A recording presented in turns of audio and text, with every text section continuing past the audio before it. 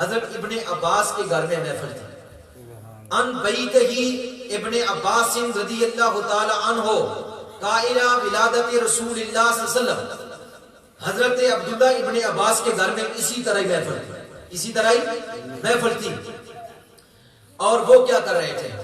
حضرت عباس جیسے عامر انصاری بیان کر رہے تھے, حضور کے چاچا کے بیٹے عباس حضور کے چاچا ہے اور حضرت عبداللہ حضور کے چاچا کے بیٹے ہیں. وہ خطاب فرما رہے تھے, اور جب وہ خطاب فرما رہے تھے تو وَيَحْمِدُونَ اللَّهِ, جو سامنے بیٹھی ہوئی قوم تھی, جو سامنے صحابہ بیٹھے ہوئے جو سن رہے تھے, یحمدون اللہ, وہ حضرت ابن عباس کی تقریر سن کر اللہ کی حمد کر رہے تھے. سبحان اللہ, سبحان اللہ کیا ہے؟ اللہ کی حمد ہے. سبحان اللہ کیا ہے؟ اللہ کی حمد ہے. یعنی صحابی کی بات کو سن کر وہ سبحان اللہ کہہ رہے تھے.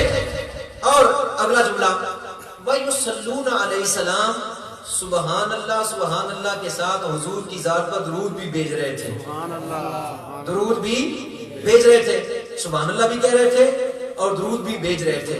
فَيَسْتَبْشِرُونَ لِقَوْمٍ, اور ساتھ خوش بھی ہو رہے تھے, ساتھ وہ خوش بھی لِقَوْمٍ, وہ قوم جو سامنے بیٹھی ہوئی تھی. فَيَسْتَبْشِرُونَ, وہ خوش ہو رہی تھی, وہ خوش ہو رہی تھی. حضور کا نام سن کر وہ خوش ہو رہی تھی, حضور کے محاسن خوبیوں کو سن کر وہ خوش ہو رہے تھے. کہ جب وہ خوش ہو رہے تھے اور محفل پورے چوبن پر تھی, فَإِذَا جَاءَ النَّبِيُّ صلی اللہ علیہ وسلم, اس محفل میں میرے اور آپ کے آقا تشریف لے. سبحان اللہ, پہلی میں بھی آئے تھے, پہلی میں بھی تشریف لے آئے تھے. اور یہ بعد والی جو محفل ہو رہی ہے صحابی کے گھر میں, فَإِذَا, اس میں لفظ ہے فَقَالَ عَلَيْهِ السلام, کہ حضور آ گئے. اس میں ہے فَقَالَ جَاءَ النَّبِيُّ صلی اللہ علیہ وسلم, حضور تشریف لے آئے, حضور تشریف لے آئے. حضور نے دیکھا صحابہ کو, حضور نے یہ نہیں فرمایا کہ تم یہ کیا کر رہے ہو, یہ تو گناہ ہے, یہ ظلم ہے, یہ کفر ہے, یہ شرک ہے, یہ بدعت ہے, یہ تم نے کیا تماشا بنایا ہوا ہے. نہیں, یہ نہیں فرمایا. حضور علیہ السلام نے صحابہ کو دیکھا اور سنا کہ یہ میرا تذکرہ کر رہے ہیں, میری خوبیاں بیان کر رہے ہیں. تو حضور نے ارشاد فرمایا قال حلت لکم شفاعتی, تم پر میری شفاعت حلال ہو گئی. سبحان اللہ, سبحان اللہ, تم پر میری شفاعت حلال ہوگی. پتہ چلا جو نبی کے میلاد کی محفل سجاتا ہے, اس کا اہتمام کرتا ہے, اس کے لیے حضور کی شفاعت حلال ہوگی, اس کے لیے حضور کی شفاعت حلال ہوگی. ایک تیسری اور بات, اور ان میں تو حضور تشریف لائے, ان دونوں محفلوں میں حضور تشریف لائے. تو ایک اور بھی محفل ہوئی جس میں حضور پہلے ہی تشریف فرما تھے, کہ اس میں حضور پہلے ہی تشریف فرما تھے. اجامع صحیح مسلم کی, امام مسلم بن حجاج نے اس حدیث کو نقل کیا. بخاری کے بعد مسلم کا مقام ہے, یہ حدیث تقریری بھی ہے.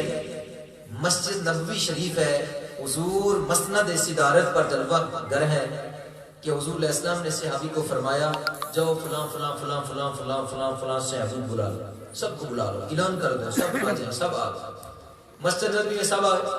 جب سب آ گئے تو حضور علیہ السلام نے فرمایا میرے حسان کو بھی بلا لو. سبحان اللہ, سبحان اللہ, حسان کو بھی بلا لو. حضرت حسان رضی اللہ تعالیٰ حضور کے نعت خواں تھے, حضور کے نعت خواں تھے. اور سب صحابہ جنگوں میں جایا کرتے تھے, حضرت حسان جنگ میں نہیں جایا کرتے تھے, حضرت حسان جنگ میں نہیں جایا کرتے تھے.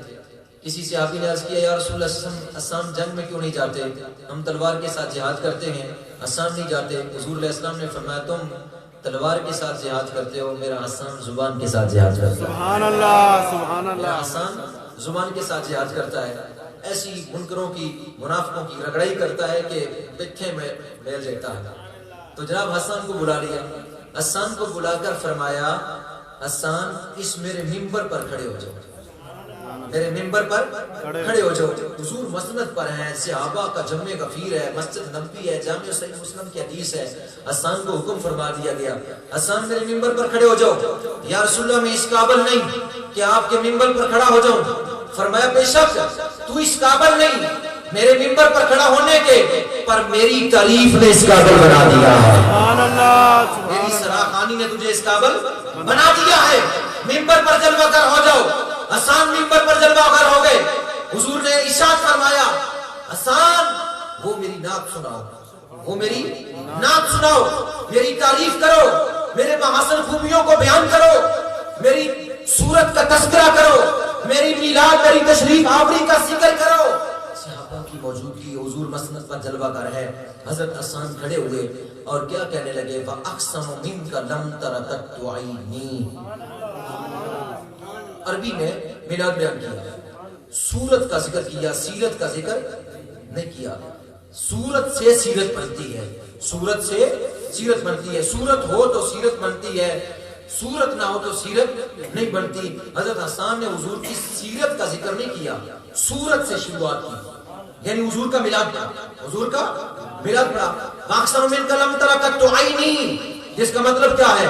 جس کا مطلب یہ ہے کہ یا رسول اللہ، میری آنکھ نے آپ جیسا حسین و جمیل آج تک نہیں دیکھا۔ میری آنکھ نے آج تک آپ جیسا حسین و جمیل نہیں دیکھا۔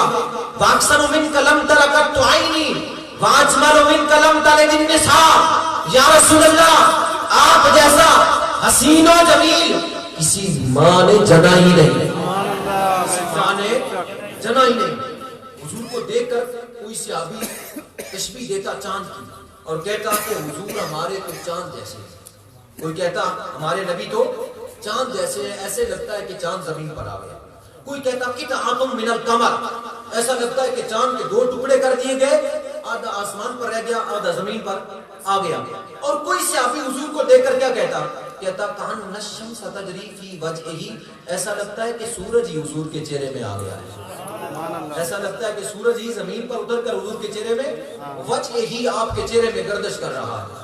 اور حضور فرماتے ہیں جس چاند کی اور جس سورج کی تشبیہ میرے ساتھ تم دیتے ہو، فرمایا کہ قطعۃ من القمر کہتے ہو، کأن الشمس تجری وجہہ یہ کہتے ہو، فرمایا کہ خدا کی عزت کی قسم ہے، والقمر من نوری والشمس من نوری، وہ مجھ سے ہے اور چاند بھی مجھ سے ہے۔ سبحان اللہ، سورج بھی مجھ سے ہے، چاند بھی مجھ سے ہے۔ یہ سورج اور چاند دونوں حضور کے امتی ہے۔ جو امتی اتنی خوبصورت حسن و جمال رکھتے گئے تو آقا کتنا خوبصورت ہوگا۔ اگر حضرت حسان نے کہا کہ میری آنکھ نے آپ جیسا حسین و جمیل نہیں دیکھا، اور نہ ہی کسی ماں نے جنا، نہ ہی کسی ماں نے جنا۔ اور آگے کہا خلقت مبرئا من کل عیب، یا رسول اللہ آپ کو ہر عیب سے بے عیب پیدا کیا، اللہ نے آپ کو ہر عیب سے بے عیب پیدا کیا۔ کأنک قد خلقت کما تشاء، آپ کو ایسے پیدا کیا جیسے آپ کی مرضی تھی۔ سبحان اللہ۔ اب یہاں تک تو آپ نے علماء سے سنا ہی ہوگا اور اس کی تعریف آپ سنتے رہیں گے، لیکن غور نہیں کیا ہوگا یہ جو آخری جملہ تھا حسان کا، وہ بڑا ہی نازک تھا اور بڑا ہی لطیف تھا۔ اتنا لطیف، اتنا لطیف، اتنا لطیف کہ علماء بھی نہ سمجھ سکے، علماء بھی نہ سمجھ سکے۔ کیا؟ پھر غور کریں، حضرت حسان نبی کے سامنے بیٹھ کر، صحابہ کے سامنے بیٹھ کر حضور کی تعریف کرتے ہوئے ارشاد فرما رہے ہیں کہ آپ کو آپ کی مرضی کے مطابق بنایا گیا۔ سبحان اللہ۔ اب میں آپ کو سمجھاؤں، بنایا اس کو جاتا ہے جو پہلے نہ ہو، بنایا اس کو جاتا ہے جو پہلے نہ ہو، تخلیق اس کو کیا جاتا ہے جو پہلے نہ ہو، ولادت اس کی ہوتی ہے جو پہلے نہ ہو، تولد اس کا ہوتا جو پہلے نہ ہو، بنایا اس کو جاتا ہے جو پہلے نہ ہو۔ غور کریں، پھر غور کرو، غور کرو۔ بنایا اس کو جاتا جو پہلے نہ ہو، اور مرضی اس سے لی جاتی ہے جو پہلے ہو۔ سبحان اللہ۔ غور کیا؟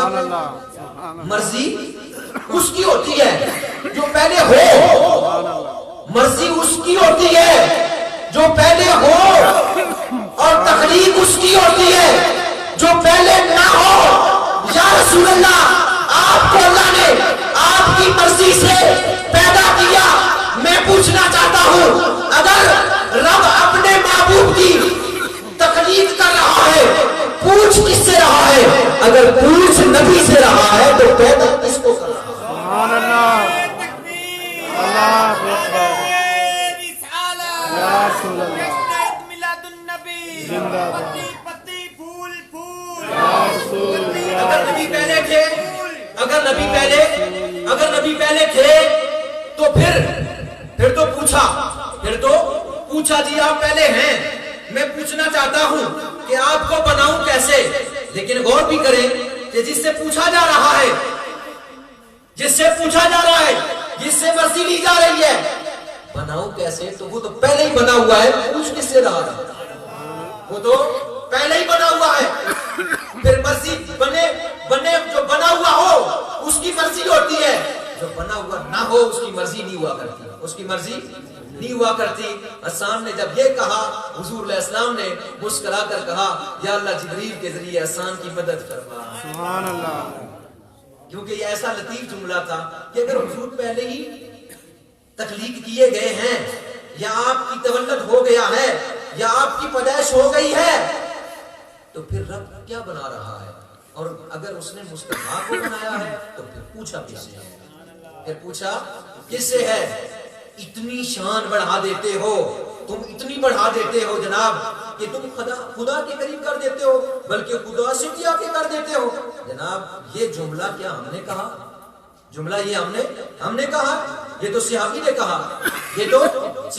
کہا، اور ہمارے آقا کی شان اس سے بھی بڑا ہے، ہمارے آقا کی شان اس سے بھی بڑا ہے۔